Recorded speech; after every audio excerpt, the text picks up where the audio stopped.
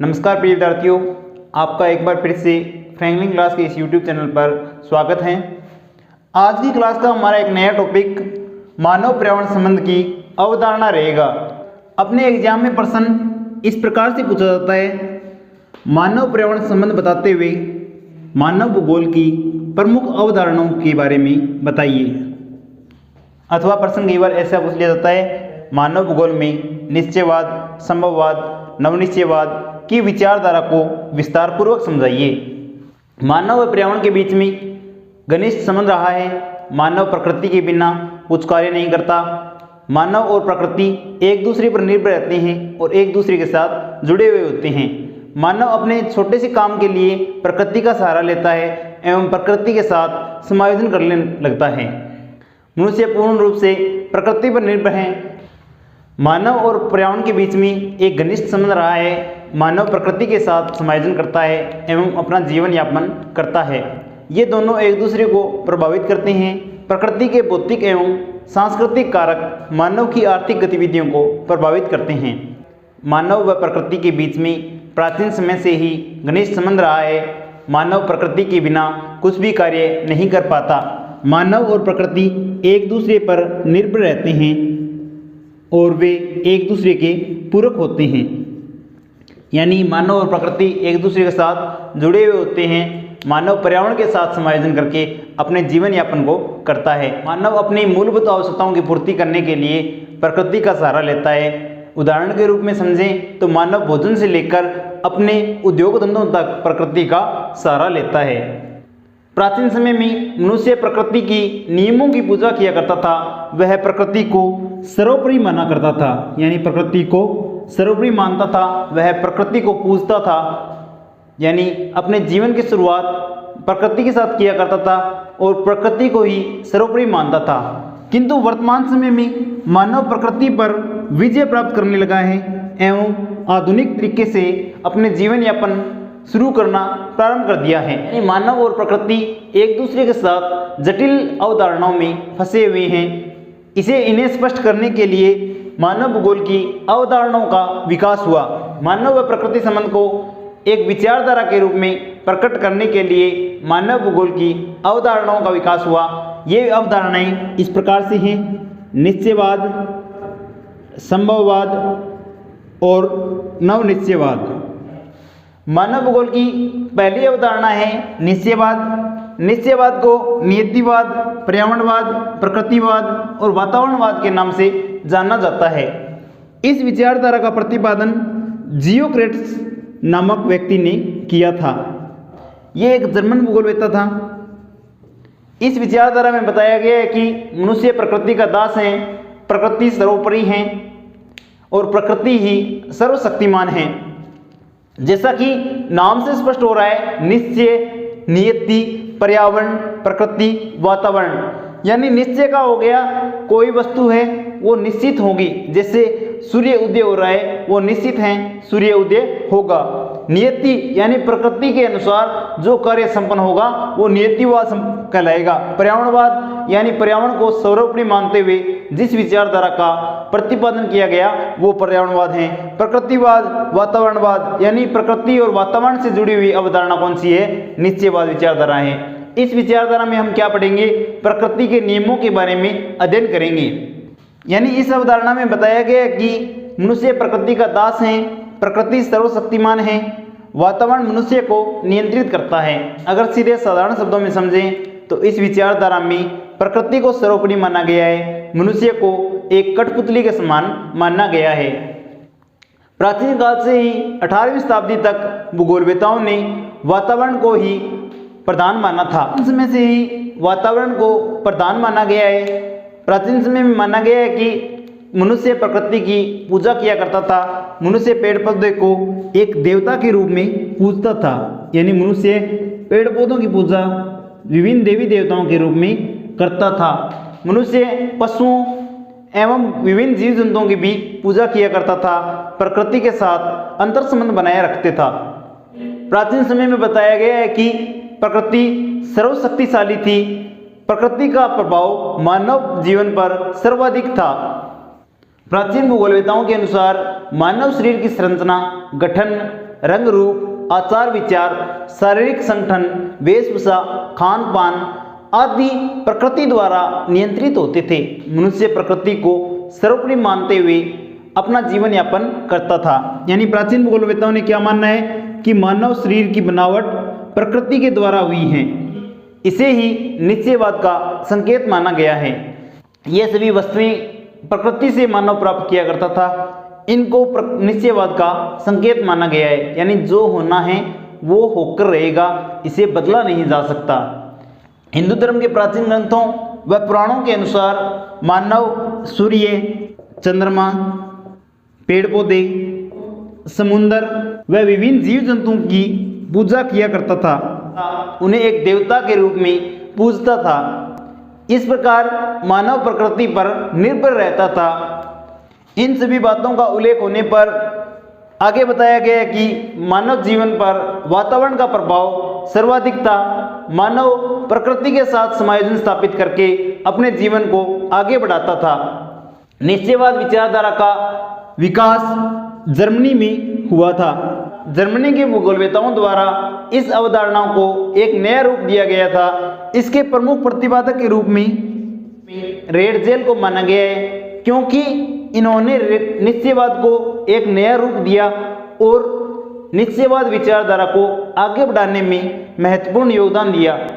निश्चयवाद विचारधारा का प्रथम प्रतिपादन किसने किया था? जियोक्रेट्स नामक विद्वान ने किया था। निश्चयवाद विचारधारा का प्रथम प्रतिपादन तो जियोक्रेट नामक व्यक्ति ने किया था, परंतु इसको विकसित करने का श्रेय रेडजेल को जाता है। निश्चयवाद विचारधारा के समर्थकों में हमोल्ट, कुमारी सैंपुल, डिमांजिया, हैकल-वेकल और वोदिन आदि समर्थकों को माना जाता है। इस विचारधारा के समर्थकों को जियोक्रेट्स के नाम से जाना जाता है। इन सभी समर्थकों के द्वारा एक मत पास किया गया और बताया गया कि सभी क्रियाकलाप प्रकृति द्वारा निर्धारित एवं नियंत्रित होते हैं। इन समर्थकों के द्वारा एक मत प्रतिपादन किया गया कि प्रकृति सर्वशक्तिशाली है। सभी क्रियाकलाप प्रकृति के द्वारा निर्धारित होते हैं। प्रकृति की आज्ञा के बिना मनुष्य कुछ भी नहीं कर सकता।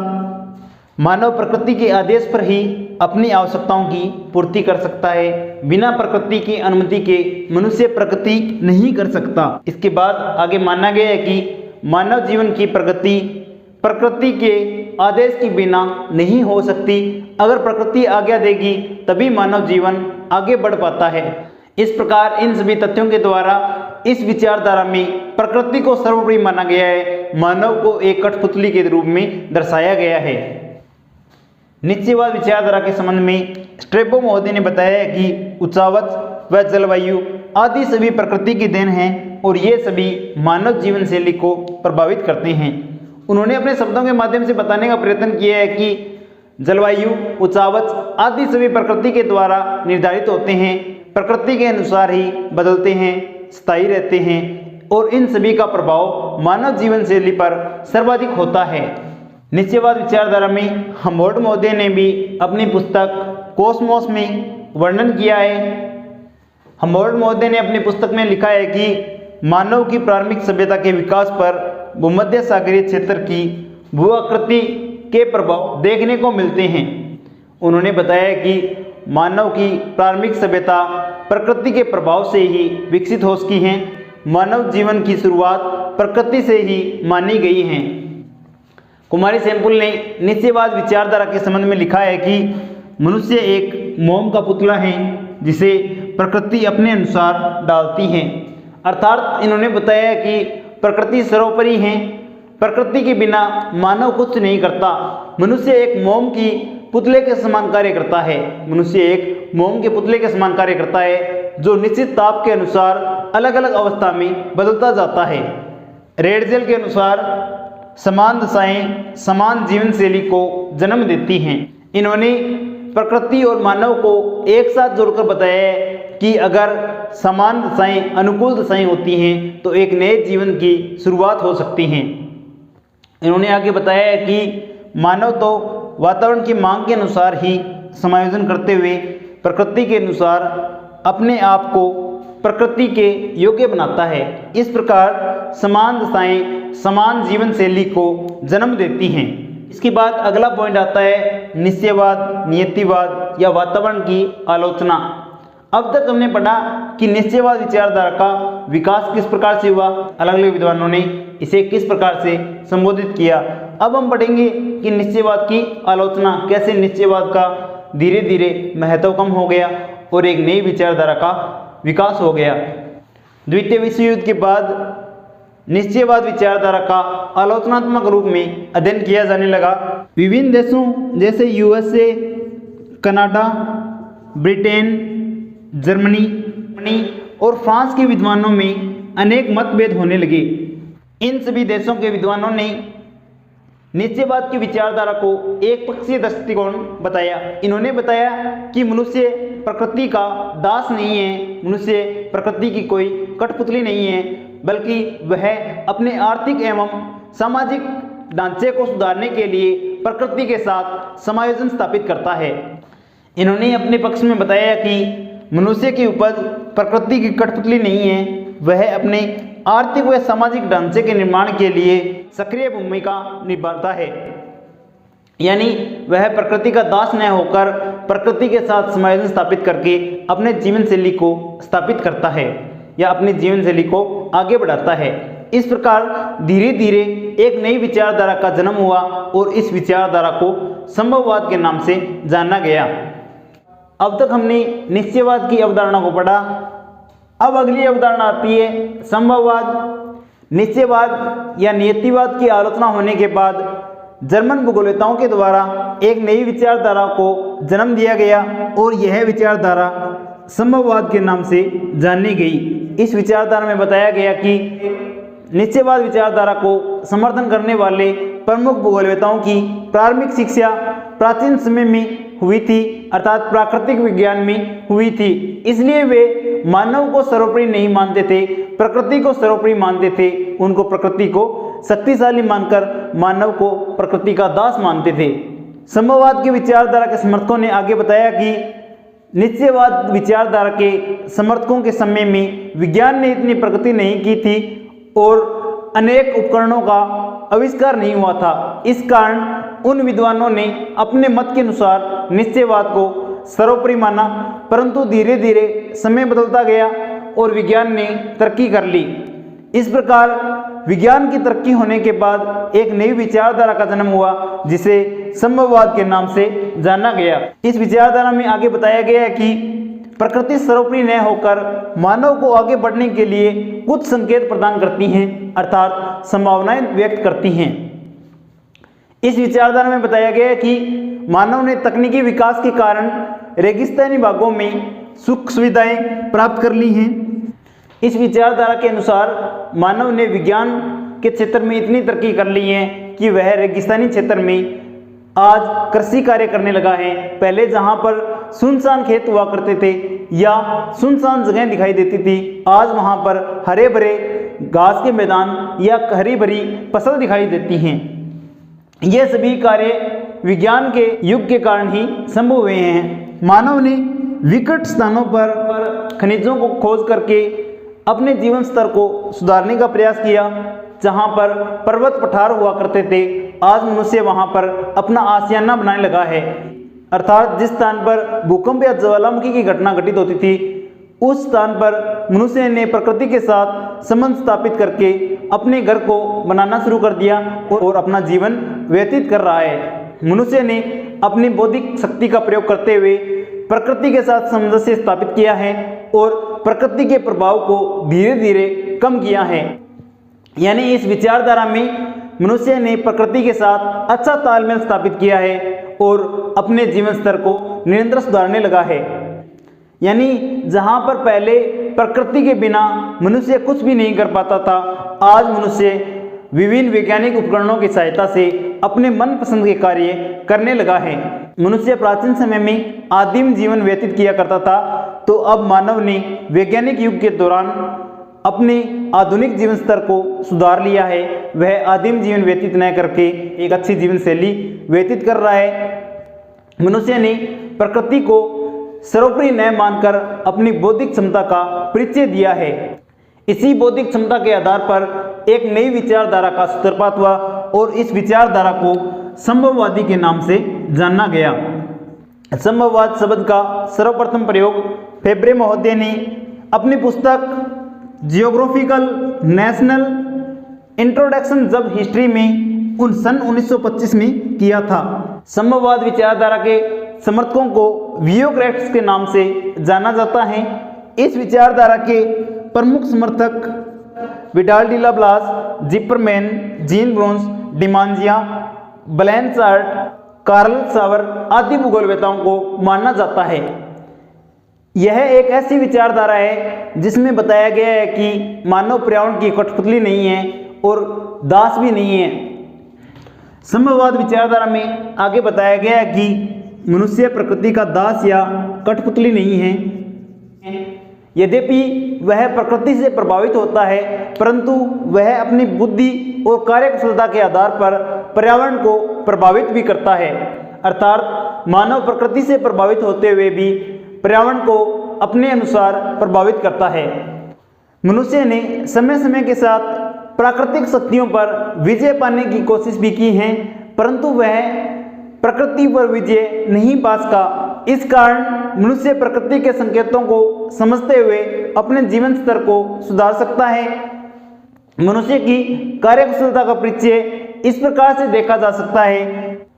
मनुष्य की कार्यकुशलता को अनेक उदाहरणों से समझा जा सकता है। ये उदाहरण इस प्रकार से हैं।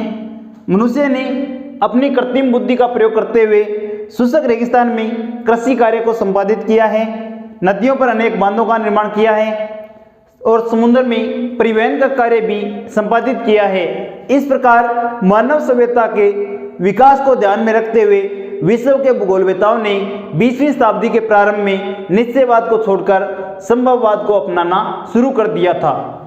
इसके बाद आगे जीन ब्रोन्स महोदय ने अपने शब्दों के माध्यम से संभववाद को इस प्रकार से परिभाषित किया है। मानव व पर्यावरण के बीच अंतर संबंध हैं। उनकी यह मान्यता थी कि मनुष्य अपने पर पर्यावरण के प्रभाव को चुपचाप सहन नहीं करता, अपितु उसे परिवर्तन करने के लिए क्रियाशील रहता है। उन्होंने अपने शब्दों के माध्यम से बताया है कि मानव और पर्यावरण के बीच में एक निश्चित संबंध होता है, वे एक दूसरे के साथ जुड़े हुए होते हैं। इस विज्ञान के युग में मानव प्रकृति के प्रभाव को अपने ऊपर चुपचाप सहन नहीं करता, बल्कि उसके साथ सामंजस्य स्थापित करके उसे बदलने के लिए क्रियाशील रहता है। के बाद आगे विडाल डी ला ब्लास ने अपने शब्दों में बताया है कि प्रकृति एक परामर्शदात्री से कम नहीं है, वह समय समय पर मानव को सचेत करती रहती हैं। इनकी परिभाषा के आधार पर विडाल डी ला ब्लास को संभववाद का सही संस्थापक माना जाता है। इन्होंने बताया है कि प्रकृति एक परामर्शदात्री के रूप में मानव को सचेत करती रहती हैं। वह अपने संकेतों के माध्यम से आने वाली घटनाओं से मानव को अवगत कराती हैं। जिस प्रकार भारी तूफान आता है तो ठीक उससे पहले मौसम का बदलाव देखने को मिलता है। तो ये मौसम का बदलाव प्रकृति के द्वारा मानव को दिया गया संकेत ही होता है। अगर मानव इसे सही समय पर समझ लेता है तो ठीक है, वरना उसका विनाश तय होता है। समय बीतने के साथ साथ निश्चयवाद विचारधारा की भांति संभववाद की भी आलोचना होने लगी। जीन ब्रोन्स व ब्लास और अन्य संभववाद के समर्थकों के बाद अनेक विद्वानों ने बताया कि मनुष्य कितनी भी तरक्की कर ले, वह प्रकृति की दासता से स्वतंत्र नहीं हो सकता। प्रकृति और मानव को अलग नहीं किया जा सकता। इस प्रकार धीरे धीरे संभववाद की आलोचना होने लगी।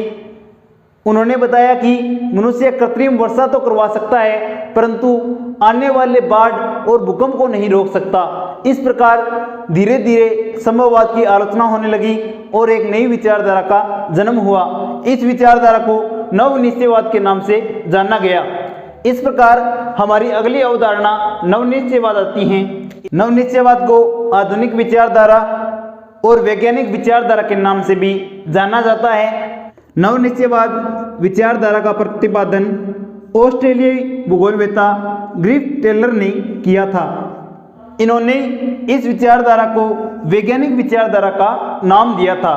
ग्रिफ टेलर ने नवनिश्चयवाद विचारधारा को समझाने के लिए रुको और जाओ शब्द का प्रयोग किया। ग्रिफ टेलर ने नवनिश्चयवाद विचारधारा को समझाने के लिए रुको और जाओ निश्चयवाद शब्द का प्रयोग किया। ग्रिफ टेलर महोदय ने बताया कि मनुष्य किसी भी देश के विकास की गति को तेज कर सकता है, धीमा कर सकता है या उसे अवरुद्ध कर सकता है। यदि वह बुद्धिमान है तो वह प्रकृति के द्वारा दर्शाए गए नियमों के आधार पर अपने जीवन को आगे बढ़ा सकता है। अगर वह प्रकृति के दर्शाए नियमों को नहीं समझता तो उसका विनाश होना तय है।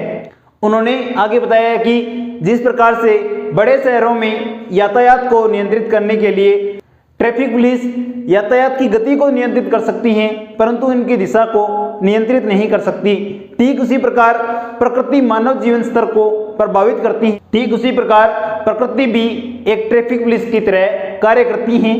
उन्होंने बताया कि नवनिश्चयवाद विचारधारा के अंतर्गत मनुष्य प्रकृति के साथ सामंजस्य स्थापित करके ही अपने जीवन स्तर को आगे बढ़ा सकता है। ट्रैफिक पुलिस की भांति ही प्रकृति मनुष्य की गति को रोक तो सकती है, परंतु उसकी दिशा को नहीं रोक सकती। ग्रिफ टेलर महोदय ने नवनिश्चयवाद में प्रकृति की तुलना ट्रैफिक पुलिस से की है। उन्होंने बताया कि जैसे मनुष्य वैज्ञानिक तरीकों से कृत्रिम वर्षा तो करवा सकता है, परंतु वह विकट प्राकृतिक बाधाओं जैसे भूकंप, ज्वालामुखी, सुनामी आदि प्राकृतिक घटनाओं के विनाश से स्वयं को नहीं बचा सकता। मनुष्य इस वैज्ञानिक युग में इन घटनाओं को पहले जान तो लेता है, परंतु उनसे होने वाले विनाश से नहीं बच पाता। इस प्रकार टेलर महोदय ने इस विचारधारा के माध्यम से बताया है कि मनुष्य प्रकृति के साथ सामंजस्य स्थापित करके ही अपने जीवन स्तर को आगे बढ़ा सकता है। ग्रिफ टेलर के अलावा इस विचारधारा को अन्य भूगोलवेताओं ने भी अपनाया है और इसके विकास में अपना योगदान दिया है। तो सबसे पहले कार्ल ओ सावर ने आधुनिक युग के निश्चयवाद को मानते हुए प्रकृति तथा मानव के बीच समायोजन की प्रधानता दी है। यानी इन्होंने मानव और प्रकृति के बीच में जो भी समायोजन होता है उसे आधुनिक नवनिश्चयवाद का नाम दिया है। कार्ल ओ सावर के अनुसार आधुनिक निश्चयवाद प्रकृति व मानव के बीच समायोजन है। अर्थात इन्होंने बताया है कि आधुनिक निश्चयवाद में मानव व प्रकृति के बीच में एक नया समायोजन स्थापित होता है और मानव प्रकृति के संकेतों को समझकर अपने जीवन स्तर को आगे बढ़ाता है। इसके बाद टेलर महोदय ने रुको और जाओ नवनिश्चयवाद को निश्चयवाद व संभववाद के बीच का मार्ग बताया। उन्होंने बताया कि मनुष्य न तो प्रकृति का दास है और न ही उसका स्वामी है और न ही मानव के कार्य करने की क्षमता असीमित है। टेलर महोदय ने बताया कि वास्तव में न तो प्रकृति का मानव पर पूरा नियंत्रण है और न ही मानव प्रकृति का विजेता है। दोनों का एक दूसरे से क्रियात्मक संबंध है। प्रकृति हेतु मानव के लिए आवश्यक है कि वह मानव प्रकृति का सहयोग करे ही नवनिश्चयवाद की अवधारणा है। ओवत स्पेट महोदय के अनुसार नवनिश्चयवाद कुछ भी नहीं है बल्कि निश्चयवाद व संभववाद की चरम सीमाओं के बीच का दर्शन है। ओवत स्पेट ने बताया कि नवनिश्चयवाद की विचारधारा नई न होकर निश्चयवाद व संभववाद की विचारधाराओं की चरम सीमाओं के बीच का दर्शन है। स्पेट महोदय ने नवनिश्चयवाद शब्द के स्थान पर संभववाद शब्द का प्रयोग किया।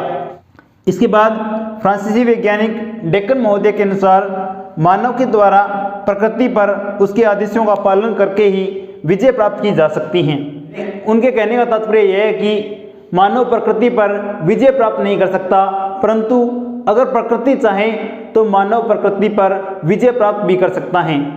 प्रकृति की हिंसा के बिना मानव कुछ भी नहीं कर सकता। निष्कर्ष के रूप में कहा जा सकता है कि मनुष्य और पर्यावरण के बीच में विशाल अंतर्संबंध स्थापित किया जा सकता है। मानव और पर्यावरण के बीच में एक निश्चित अंतर्संबंध है। वे दोनों एक दूसरे के साथ सामंजस्य स्थापित करते रहते हैं। अपने अध्ययन को जारी रखने के लिए फ्रैंकलिन क्लास के YouTube चैनल को सब्सक्राइब करें और लाइक और शेयर करना न भूलें। धन्यवाद।